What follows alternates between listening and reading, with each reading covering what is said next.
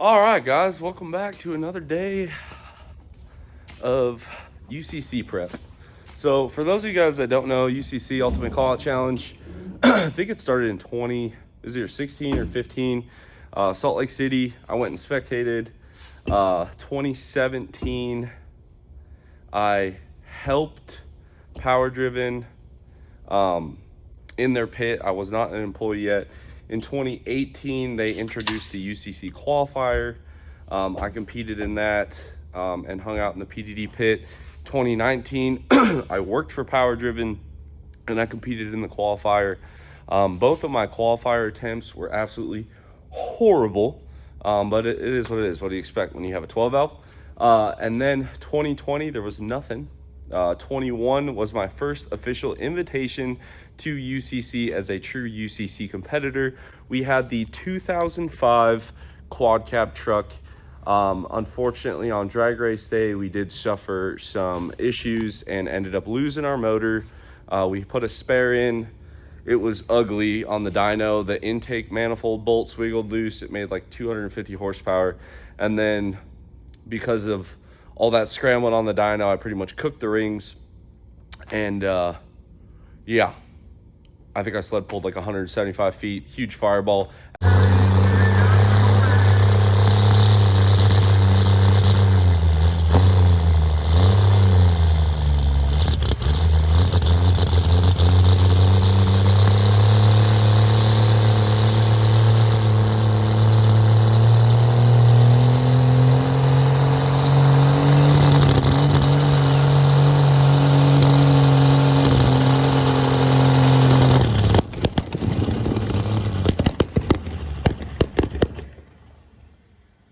Actually made the cover of a magazine with that, which was kind of cool. But that is ultimately how, I'm not going to say David and I really became like close friends, but that's how I really started to understand that he's not just an a-hole. So he let me that spare motor, and that's how I got introduced to Steve Burton. That was actually his engine that he let me borrow. I destroyed it. Huge thank you to my man Steve. I love it. I love running Steve's stuff because when it breaks, not if, it's always when it tears up and it's his machine work, he's just like, all right, let's fix it. Not, you're an idiot or anything like that. So I really appreciate him. Anyway, 2022, last year, we went to UCC with the Armor Inc. truck with DDP. Honestly, guys, now that it's back to one truck again, trying to make that truck work just doesn't make sense. As well as a couple other things going on in the background. Mainly just, I just don't have time for it anymore. So that hopefully explains that. This year we're going with the quad cab. We are back to one truck.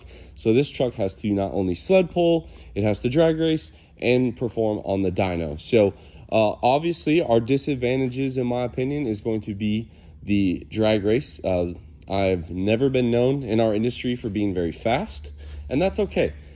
This truck's gone like 6.1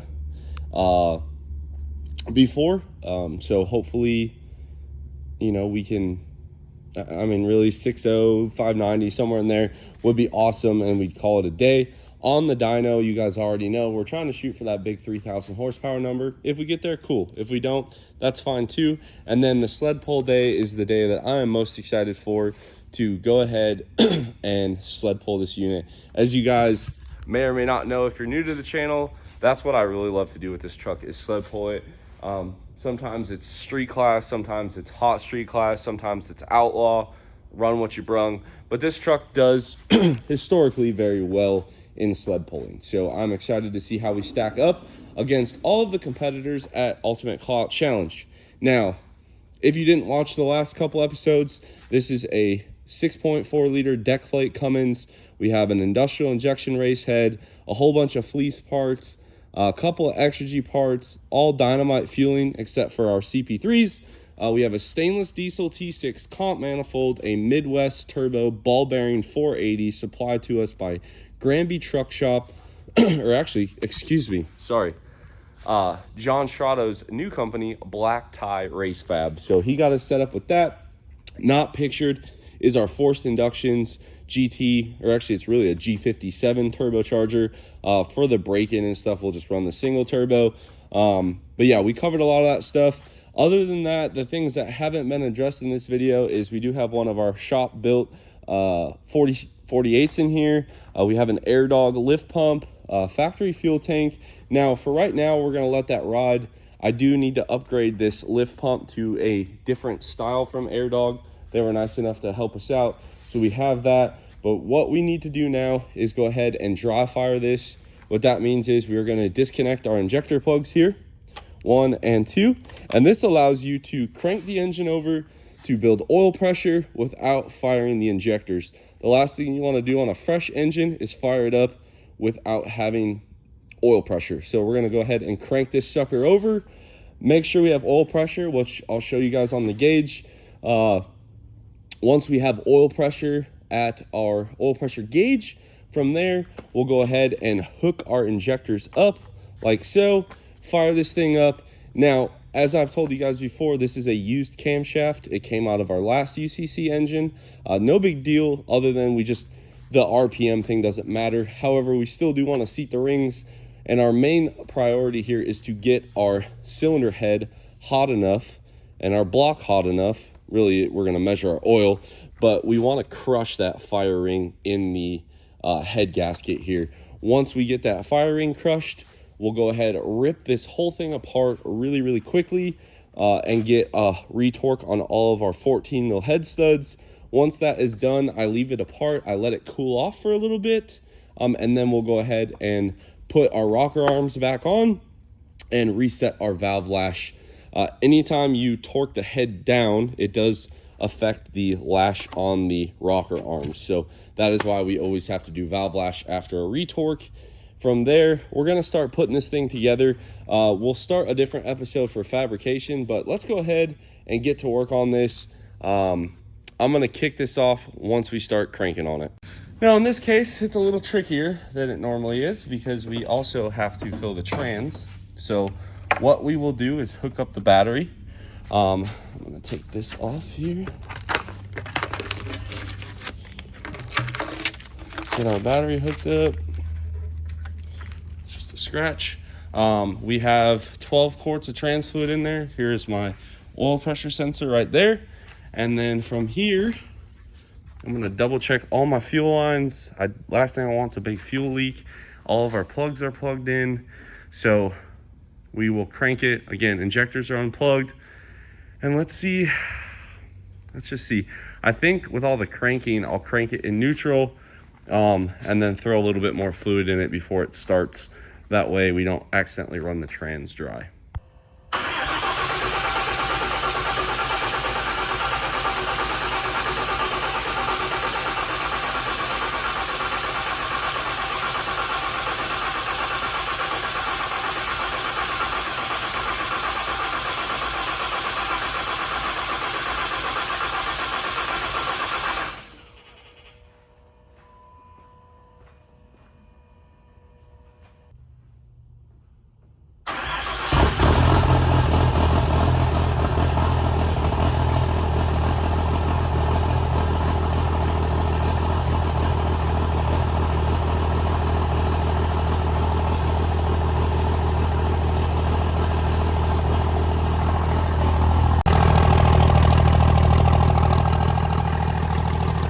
We got our oil pressure. What's it made? It was about 16 down here.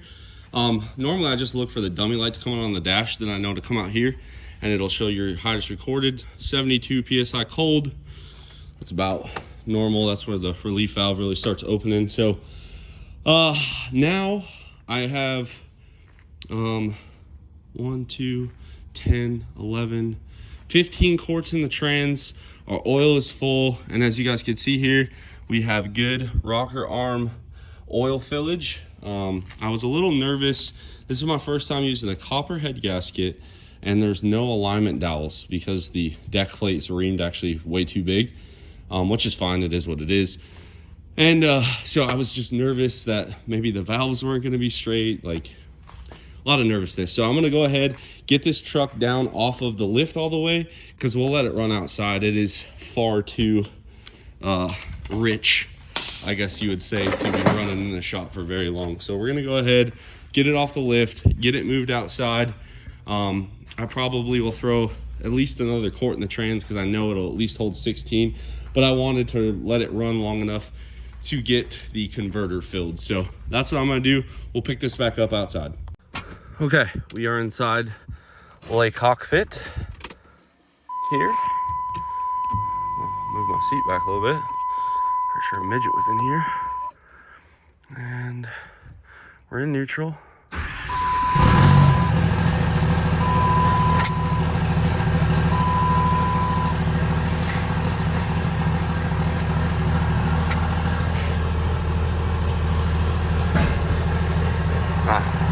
Transfer case would help. There's reverse.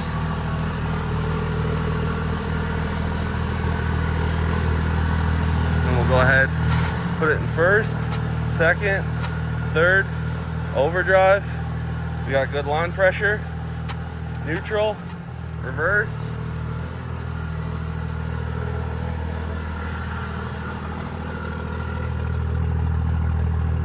All right, and now what I'm gonna do is let the trans fluid settle. And once the trans fluid has settled, we'll pop it in neutral real quick, fire it up, and just make sure our trans fluid is filled all the way. Once we have ensured the trans fluid is all the way full, we will move on to our engine break-in period. Okay, as we sit here and let this trans fluid die down, it dawned on me that maybe we should talk about the trans fluid. So I know a lot of guys install their own trannies. More power to you. It's a great way to save some money on a very expensive part, and I applaud you. One thing I would caution you guys on, in my opinion, when you check the trans fluid, so on a deep pan, you're gonna put 1 in the converter, 11 to 12 in before you start the truck. Any more than that, it'll dump out the inspection cover. Once you start the truck for that 8 seconds in neutral, you could dump another gallon in, and you're now at 15 to 16 quarts. Then you guys saw what I do. I went ahead, popped the shifter in first, second, third, overdrive, so I actuate the boost circuit, which every trans has. Now, if you do not have a full manual valve body, you can at least do first, second, third on the column with the manual valve, and then reverse. Put the truck back in park or neutral, set your parking brake, get out, and then you're gonna wanna let the trans sit 5-10 minutes. Basically, as you're pouring the fluid in, you're causing air bubbles. As the fluid's getting sucked into the trans for the first time, air bubbles, you get a lot of agitation. With that comes a lot of false full readings. So by letting the trans fluid sit in the pan and kind of work the air out, work the foam out, then you'll start the truck in neutral, come out here, check it. It's a much quicker way to make sure your trans fluid's accurately filled. Can we just pause though and look at this unit? I mean, gosh dang, this thing just looks gorgeous. It's weird because like we have a storm going on one side of the mountains, but this thing just looks freaking killer. My buddy Keaton fixed all the paint. Again, big shout out to him, man of his word. Said he would fix it after we had some imperfections that I wasn't happy with. He got it taken care of in our timeline. That is why the hood is not here though. The hood was not done, and I paid him to paint and smooth our wiper cowl out, so that'll actually all match the truck. David's is like that, and I really like that style, so we're gonna do that too. But that is where we're at. And then unfortunately, when we were pushing it in one time, I put a huge dent in the tailgate, so Keaton is also fixing our tailgate as well. So that's where those parts are. They'll be here the weekend of like Mother's Day, should be, and we'll get this thing patched up. But I mean, gosh dang, guys, just all the frame coated, no more rust, everything's clean under there. I mean, just don't mind the bed liner, but I mean, our fancy Viking shocks. This thing don't even look like a street truck anymore. Gosh dang. Okay, so we got our trans fluid checked. Keep that bull bearing just going roundy, roundy, round. We got our trans fluid checked. We're gonna throw in about a half a quart. I guess the perks of having third gen Dodges with 2 derail coolers and everything else is you pretty much know how much this truck, I always go to like 17 and a half. Sometimes it's 18, sometimes it's 17 and a half, sometimes it's 18 and a half. It really just depends on how much drained out when you're disconnecting the lines. So I'm gonna go ahead and toss this little bit of trans fluid in here, and we will be good to go to start the break-in. Also, little life hack for you third gen guys. If you buy this dipstick here, you actually don't have to pull the funnel. You don't actually have to pull the dipstick out, and it keeps the funnel nice and straight.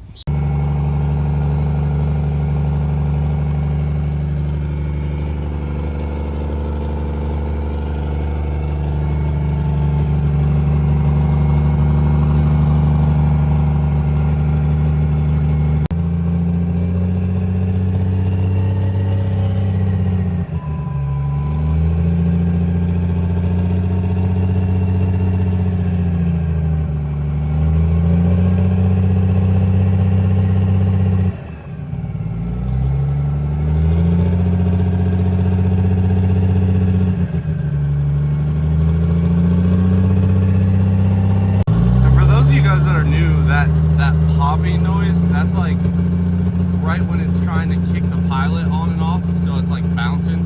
It's a pretty cool noise. It sounds really violent, but it's really not bad for it. We're just keeping an eye on it. I got a timer running in the background, and really you just want to give the engine some RPM. You don't want to let it just sit there and idle. If you have a camshaft, again, off idle to 2000 for about 10 minutes. Usually by then your head's probably hot enough. This one we're just doing our engine break-in, trying to get a little heat in the motor, build a little ring, get some rings kind of digging into the cylinders, and get that head hot enough to torque. So it's a very stressful situation, not gonna lie, but you know, it is what it is. Guys, now every periodically you can check in the tank from 163, 33 psi of oil pressure, and 166, 167, so pretty good. So we're gonna give it about another minute 30. That should pick up the temperature we need. I like to see a minimum 170, 75, 180 is about perfect. I don't like to risk it too much though, because a lot of heat soak does happen as the block starts to pull the heat out of the oil because there's no coolant. So that's really the only place it can go. So again, I don't like to sit here and do this forever. Currently we're about 12 minutes in, so this will probably be about a 14-minute. And just like that, my 12-minute timer went off. So again, this will be about a 14, 16-minute engine break-in. There you have it. 172, 29.5 psi oil pressure.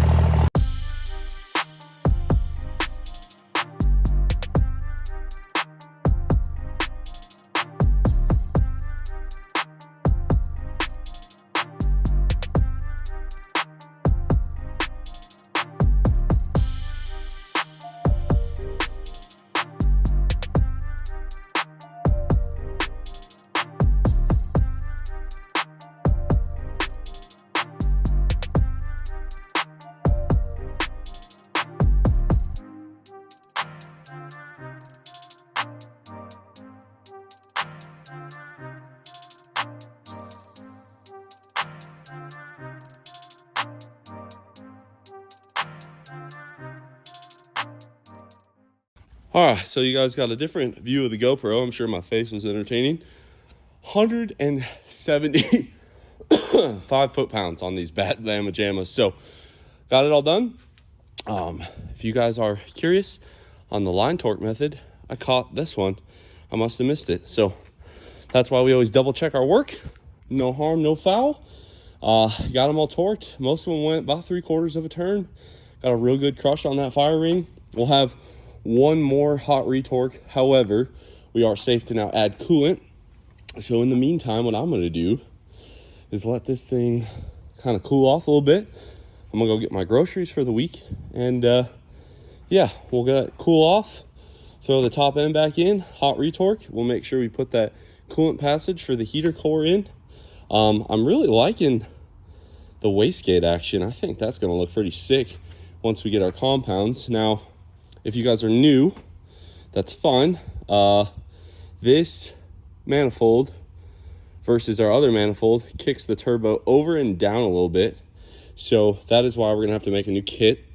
Unlike my last kit, I think what I'm gonna do is get this intercooler pipe kind of set in here and figure out where that wants to go before I do my hot pipe. And and maybe that'll make my life a little bit easier on the intercooler pipe. I don't know, it may or may not, I'm not sure.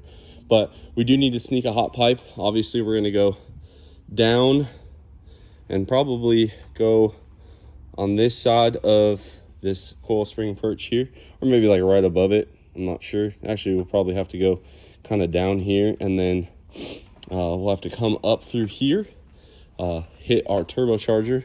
And luckily for me, this is about where it needs to be as far as our cover goes, right about that area. And then once we get our hood back, we can fabricate a new hood stack. But for right now, that's where she's at, guys. I'm really happy. No leaks, everything went smooth, truck runs great, sounds freaking beefy. I love it. I love those like big single hood stack, big fuel, kind of bouncing off the main injection at idle trucks. Like, they're just something about it. They just sound so mean when they're just kind of cranky. This thing almost kind of sounded like a pole truck spooling up. But anyway, guys, enough of me blabbering. I'm gonna go get my groceries, let this cool off, and then we'll check back in when we put it back together.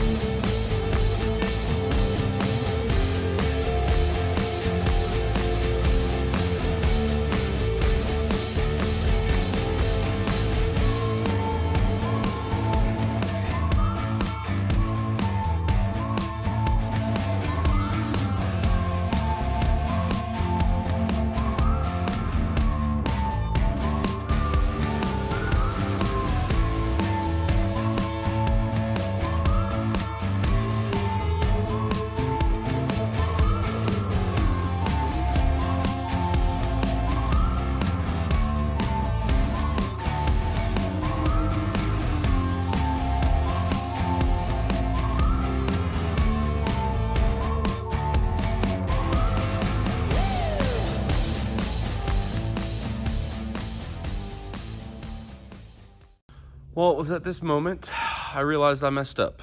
So, got the oil changed. Oil filter looks great. We got our radiator in.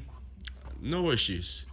Then I was editing a video for you guys, and I realized I did not punch the head gasket for coolant to get into this head. Now, not completely the end of the world, so I don't want to turn this into an oh my god video. But what we're gonna have to do is punch a hole